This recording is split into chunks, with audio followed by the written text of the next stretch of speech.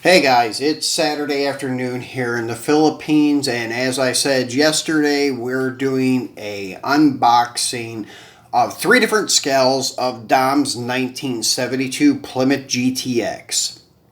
This is by far my favorite Mopar B-body, the 71 and 72 Plymouth. I also like the 71 and 72 Dodge, but I favor the Plymouth. I was going to wait until I got the other premium Hot Wheels GTX to do this unboxing, but it's not the correct car. I was looking at it a couple days ago, and it's actually a 71, and they actually labeled it as a 71, and that's not correct. I'm really surprised that Hot Wheels did not modify their mold or their casting to make it a 72, because it would have been very easily done, but instead they made it a 71, which is not correct for the F&F franchise. So I went ahead and just brought these three out, and then I'll just unbox that one with the whole set when it arrives. So anyways, we have a 150 or 160 scale, I would call it, from Mattel, but it's not Hot Wheels brand, it's just Mattel brand, which you guys are probably familiar with this series. You probably see them at Walmart and such. Except this car. This car is ultra rare. This one and the Koenigsegg variants are very, very hard to find. I even had a hard time finding them in Asia. This car I actually got from one of my buddies in Malaysia, and he actually got this from somebody that was working at the factory. So these cars are very hard to come by. Then the other one I have is a 132nd Jada, which is already out of the box because it came in one of those trays where you buy one car at a time with no box. I'm sure you guys may have seen these at flea markets or something. Then I have the 124th here in front of us. But we'll start with the smallest one first and the rarest one first. And this is a very cool casting. Actually, this is probably, I don't know, one of the nicest small scale GTXs that I have seen, like for 71, 72. Johnny Lightning makes a very nice one also, but it's a little bit small for 164. This guy here is a little bit big for 164, so no one has nailed it yet with a perfect 71, 72 GTX or Roadrunner. Hot Wheels has tried, but their 71 GTX is a little bit toyish looking. They did redo it as a Roadrunner in, I think, about 2011, and it actually looks a little better, but still not 100% accurate. So I wish Auto World would do a 71, 72, or even Green Light could try. Racing Champions makes one too, but the body lines on the back quarter panel are too flat. There are no definitions on it. It doesn't look right to me. But anyways, they tried. They're all nice castings, but I was looking for something to be 100% accurate, like the B-bodies that Green Light does for 71.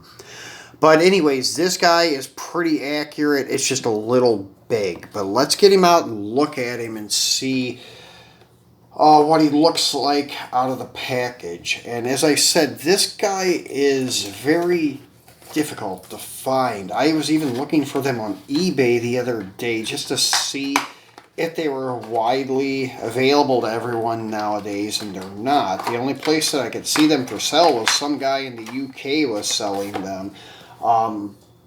So I don't know if they're easy to find on the pegs over in the UK or what, but they're definitely not easy to find here in the Philippines, and I know they're not easy to find in the US either. So here he is out of the package, and I would say this is about 160, maybe 155 scale, and it's a little bigger than your typical 164th. A little small comparing to like the 155 G machines they had from back in the early 2000s. But as you can see, this car is 100% accurate. 72 rear bumper. The rear tail lights are 72. The marker lights are 72.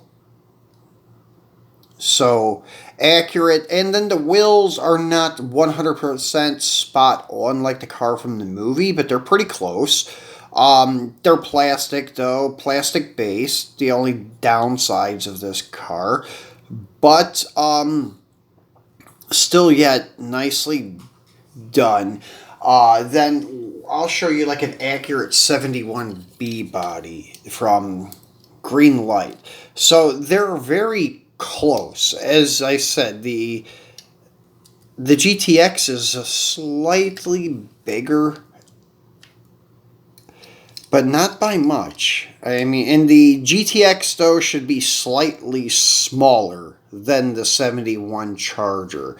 But not by much. Maybe just by, I don't know, a couple of inches and a 1-to-1. So it would be probably something like that if you were looking at them, but this is like vice versa. So actually setting them next to each other, this should be the 71 Charger, that should be the 71 Plymouth. But so it's not dead on for 1/64th, maybe 160 then. But still very nicely done. I do really dig this car. Really am happy to add this to my Mopar collection. And that's the reason I have all the scales of this car, because it is one of my favorites. I was really happy to see them offer this in the movie and Fast and Furious 8. Wish they would use a 71 Charger, 72 Charger, but I haven't ever noticed one in the movie. But this is one of the star cars. Glad to see that this car got the appreciation that it deserves. So yeah, very cool car, very nice piece to add to any Mopar or Fast and Furious collection.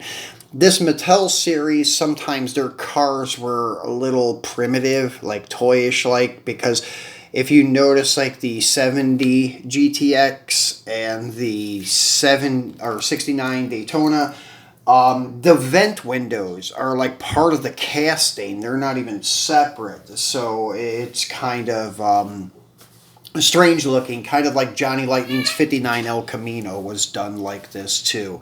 So not the best quality on those ones, but this one is pretty nice, so I would highly recommend to get that one. So next is the 132nd Jada. And as I said, this guy came in one of the trays, like where you'll have like 12 cars, maybe on the counter at a convenience store, or sometimes people sell them at the flea markets. And that's where I got this, was at a swap meet here locally in Manila. And so this is very nicely executed too.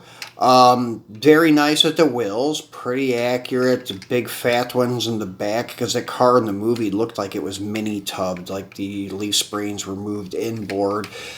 Because the 71, 72s had big wheel areas where you could put big tires. All you had to do is move the leaf springs inboard, and you could put a pretty wide tire on these cars. So it may have not even been mini tubbed, but anyways, that's why the car in the movie looked like it had huge wheels on it. They had moved the leaf springs inboard and maybe stretched the tubs a little bit, but they did a heck of a job replicating this car. Jada did. Not sure if this is like true 132nd. Jada is known for being a little big when they make stuff, but this is nice though, even if it is a little big for 132nd, still very nice die cast. And it does have opening doors. It's not opening hood, but opening doors. And actually, this car actually looks good with the opening doors. A lot of times on the smaller stuff, I don't like it, like the 164, like M2 stuff, because sometimes it takes away from the body lines. But this bigger scale actually looks pretty good. So yeah, the body lines are spot on with the car. So this is another one I would recommend for any Mopar fan. Very nice car. So last but not least is our 124th. And this is a little big for 1/24 scale. I would say possibly maybe it is like 120. It's not quite 118, but it's not quite 1/24 either. It's a little big for 1/24, a little small for 118.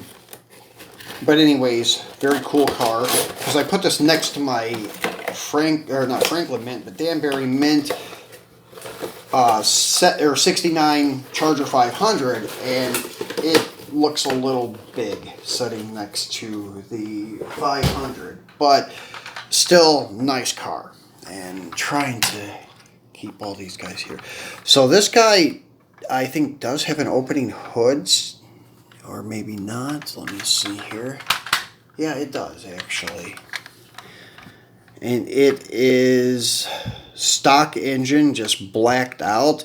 It looks like a stock Mopar air cleaner for, I would say, 6-pack. It looks like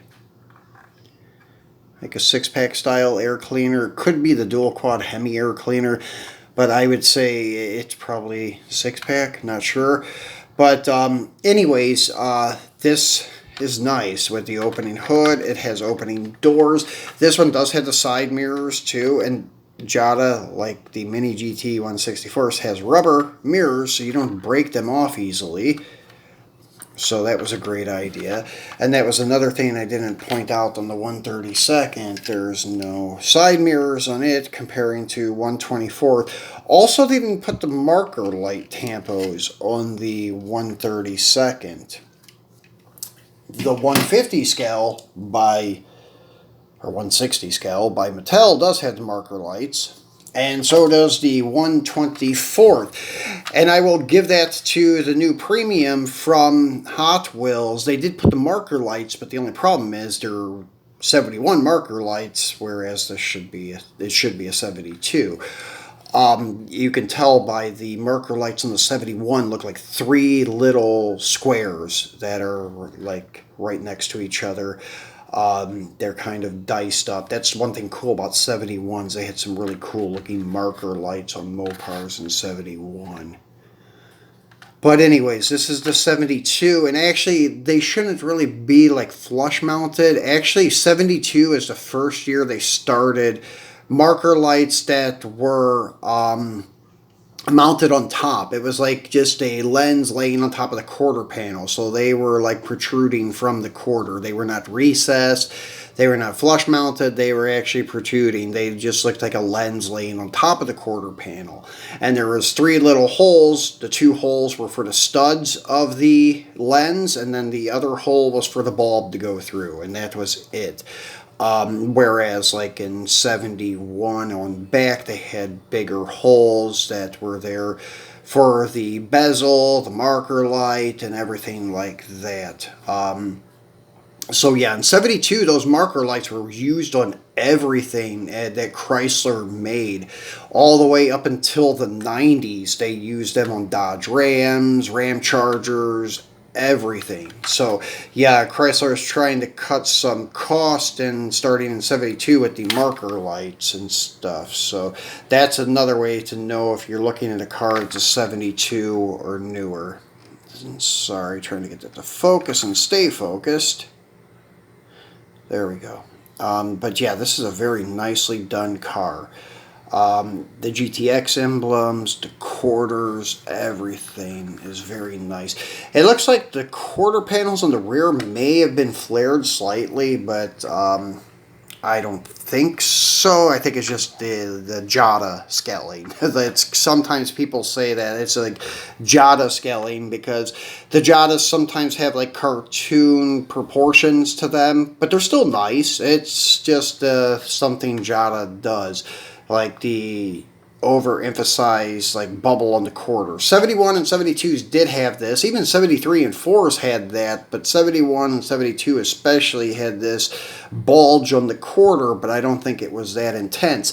And also the car in the movie, they could have done this too, to be able to house these huge wheels and tires, but as I said, you could easily do that by moving the leaf springs inboard on a B body, and the wheel tubs would accommodate such a big tire. If anything, you would have to stretch the tub a little bit, but you have enough room there to move your tubs inboard a little, maybe 2 or 3 inches till you hit the frame rail. So you could probably accommodate a 13-inch wide tire on a 71, 72 B body without a problem. For that matter, you probably could even do it on the first gen GTXs and Roadrunners too. But I think the 71, say the 74s had a much bigger wheel area. But anyways, that's referring to the real car. But yeah, this is actually a really, really nice car. For the money that Jada charges for their 124 stuff, it's like 30 bucks. Well, 30 bucks here. It's like 20 bucks in the States at Walmart. You can get these for about $19.97. And they're really well worth it. Nice detailed interior, detailed engine in a way. I mean, it's got the details in there, but it's just all blacked out, so you can't see anything unless it's in like the right lighting like it is now. Then it is plastic chassis with a little detail, not a lot, but a little bit. And as I said, opening hood, opening doors. So they did a nice job. For 20 bucks, you can't go wrong. I mean, I would definitely buy the other ones. There's actually a silver or gray 70 GTX that Dom had in one of the other movies that's coming here soon that I'm going to buy too. Just because I really appreciate the 70s also, and that car looks really good. The bronze one that he had that he crashed at the beginning of the one movie with Jason Statham, it's nice, but the gray silver variant of it is much cooler. It looks like a pro touring type of car, kind of like this guy. So they'll look really nice next to each other.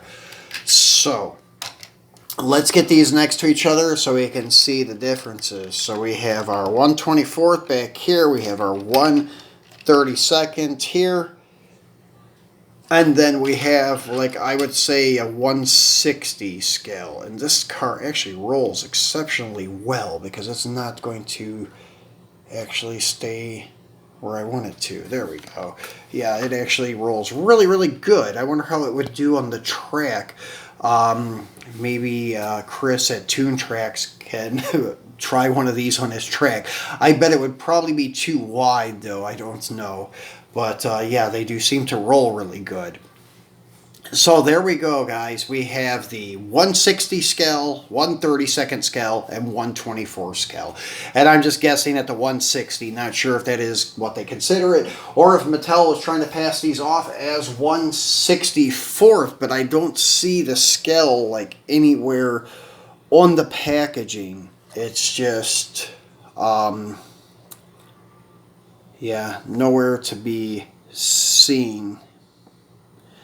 And yeah, by the way, there was a little paper that came with these cars that shows you all of these, and I'll show you the Koenigsegg that they had. There's 2 of them, and they're both, I think, really hard to find, just like this GTX. But there is the list of cars they made in this, like, 155, 160 scale. There is the one, 2010 Koenigsegg CCXR. And all these other ones you've probably seen in a store near you. Not sure, but most of these are readily available here. So there is the other one that is the Koenigsegg CCXR also, but in orange. And then there's the GTX. But all of these other ones I have seen, I think. I can't recall like any of the other ones being like a really hard to find. But the only one that I was really interested in getting was the 72 Plymouth GTX. Because at that time, in 2017, when this was released, that was the only small scale of the GTX from F&F available. But now they have the set, and just a little disappointed that they didn't try to make it a little bit different and just retool that casting a little bit to make it a 72. As I said, all they would have had to have done is redid the rear bumper for the tail lights, and then they could have just totally eliminated the marker lights. As you see, Jada passed it off pretty well. So if there would have been no marker lights, I wouldn't have said anything. I would have rather have seen no marker lights than the wrong marker lights. But anyways, it is what it is. Still going to get it. Still going to unbox it. And still going to be happy with it because, as I said, I love 71s. I actually like 71s more than 72. But it's just that it's not correct for the movie. But anyways, guys, this is my unboxing and review of Dom's 1972 Plymouth GTX. And on Monday, we will be doing our premium unboxing as usual. And we will be featuring cars from round 2 from all 3 of their companies. We have a couple of hobby exclusive cars from Racing Champions. Johnny Lightning, I have a hobby exclusive, then a regular retail variants, and then a couple of older Auto Worlds from 2018 or 19. Can't remember the release dates, but we have those to take a look at on Monday, 7 pieces all together, so make sure you tune back in for that. And if you guys have not subscribed yet, please remember to do so. Please remember to give me a thumbs up, like the video, share the video, and comment. I will get back to all of you, and if you have anything that you'd like to request to see, let me know. If I have it, I would be happy to feature it in one of my episodes. So thanks again, guys, for your support and subbing, and I will see you on Monday.